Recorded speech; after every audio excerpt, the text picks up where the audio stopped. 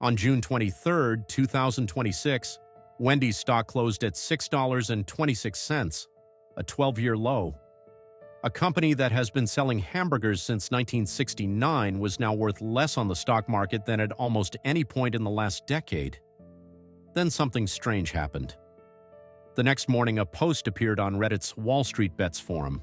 The title was simple: "Save Wendy's before it's too late." Within hours, the stock had surged 42% intraday, trading was halted, and WEN was generating more volume than Micron and Intel. By the close, shares were up over 25%. This is the story of how one of America's most recognizable fast food brands went from Wall Street darling to meme stock in the span of a single trading session. But underneath the Reddit frenzy, there is a real business in real trouble, and a cast of characters trying to save it. This is not financial advice. Let's get into it. Wendy's was founded in 1969 by Dave Thomas in Columbus, Ohio. It was built on a specific promise: fresh, never frozen beef, served in a square patty that hangs over the edge of the bun. For decades it worked. Wendy's grew into the third largest fast food burger chain in the United States, behind only McDonald's and Burger King. At its peak, Wendy's was genuinely beloved.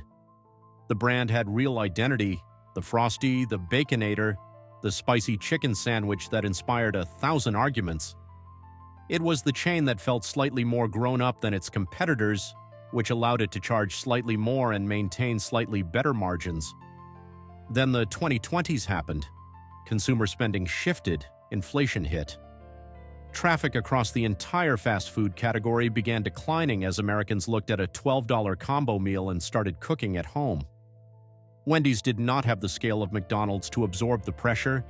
It did not have the franchisee enthusiasm of Chick-fil-A to power through it. And it did not have a clear strategy to replace the customers it was losing. The numbers tell the story directly. In 2025, Wendy's revenue fell 3.1% to $2.18 billion. Net income dropped 15.1%, and same-store sales, the metric that tells you whether existing restaurants are getting busier or quieter, fell 11.3% in the fourth quarter of 2025 alone, 11.3% in one quarter. By the end of Q1 2026, same-store sales were still down 7.8%. The company had gone from 5,979 U.S. restaurants to 5,805, a net loss of 174 locations in just a few months. Before you can understand the stock story, you need to understand what has been happening at the top of this company, because it is genuinely difficult to follow. Wendy's previous CEO departed in mid-2025 to take the chief executive role at the Hershey Company. That is not a typo. The CEO of a burger chain left to go run a chocolate company. Ken Cook, who was already the CFO, stepped into the role as interim CEO while the company searched for a permanent replacement. Cook ran the company in dual capacity through an enormously difficult period, announced the turnaround plan called Project Fresh, and managed the Q1 2026 earnings call where he described the company as being in the early innings of its turnaround. Then, in May 2026, Wendy's announced a permanent CEO, Bob Wright. Bob Wright is not a stranger to Wendy's. This is actually his third stint with the company in various capacities over his career. But what made the market pay attention was not his history at Wendy's. It was where he came from most recently, Potbelly Sandwich Works. At Potbelly, Bob Wright and a CFO named Steve Cirulis led a turnaround that produced a more than 500% increase in share price over their tenure. 500%. On a small fast casual sandwich chain that most people outside of the Midwest had barely heard of. Then on June 23rd, the same day WEN stock closed at its 12-year low, Wendy's announced that Steve Cirulis was joining as the new chief financial officer, effective immediately.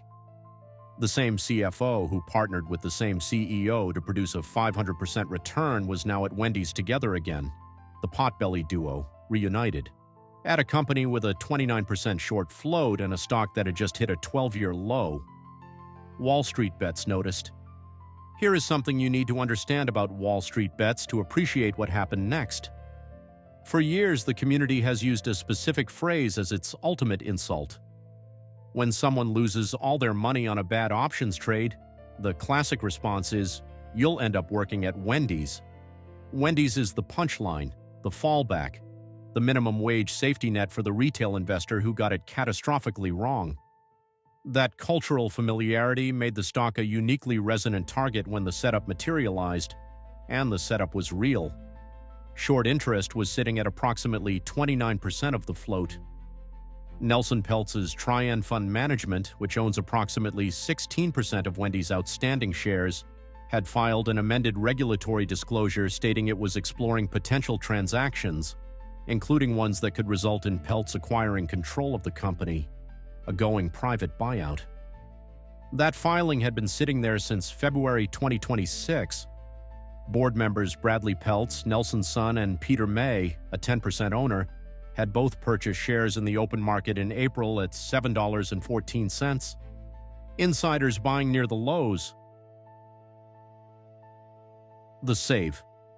Wendy's post appeared on WallStreetBets sometime on June 23rd or the morning of June 24th. It was later deleted, but not before it had been seen by enough people to trigger a buying surge that sent the stock up 42% intraday, triggered an exchange trading halt, and generated volume that analysts described as extraordinary for a company of this size.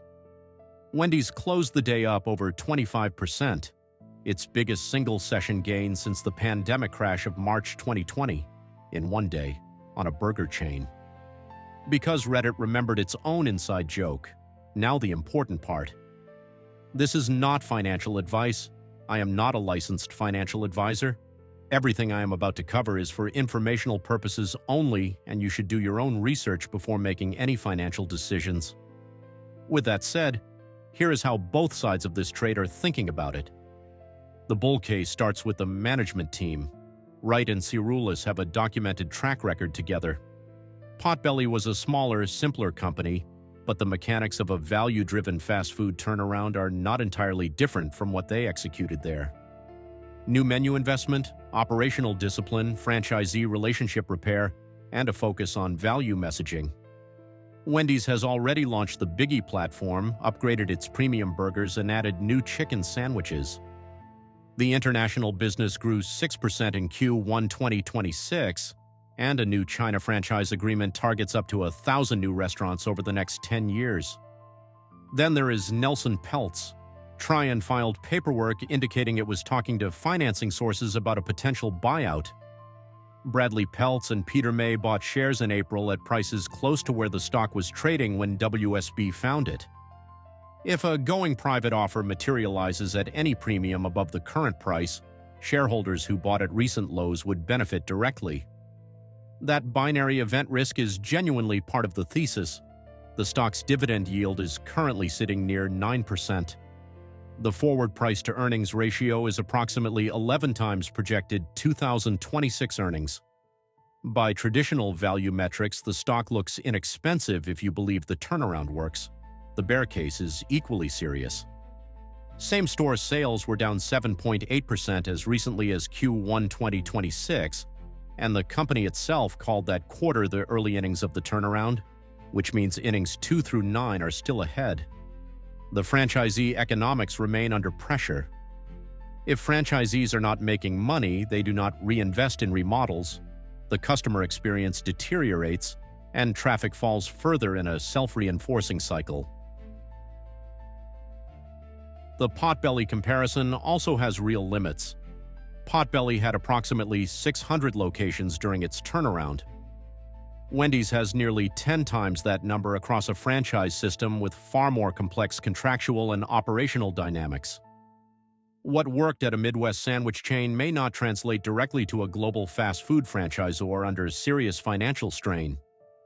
And Wall Street's current consensus? 16 analysts have a hold rating, 5 have a sell, only 4 have a buy. The 12-month price target consensus sits at approximately $7.84, which at the time this was filmed, is already near or below where the stock traded following the meme rally. Meme rallies also fade. GameStop, AMC, Bed Bath & Beyond, they all had real catalysts and real short squeezes. They also all eventually returned toward or below their pre-rally prices when the momentum dissipated. The 29% short float that WallStreetBets is targeting is real, but it is nowhere near the 140% float that GameStop carried during its historic 2021 squeeze. So where does this leave Wendy's? It leaves it at a genuinely interesting inflection point. The operational story is real and the challenges are serious. The management team is new and untested in this specific context. The activist investor is circling with intentions that have not been made fully public. The short base is elevated. The international business is growing. The domestic business is still declining. This is not a company that is simply collapsing.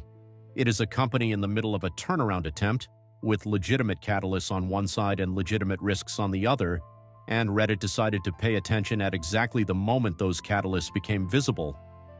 Whether that attention creates lasting value or just another meme stock spike that fades in 2 weeks is something none of us can know right now, and anyone who tells you they do is not someone you should take financial advice from. Do your own research. Consult a licensed financial professional. This is not financial advice. Tomorrow we look at the grocery chains that are quietly disappearing from your neighborhood. Subscribe before that video drops, because the story of what's happening to American retail is bigger than any single chain.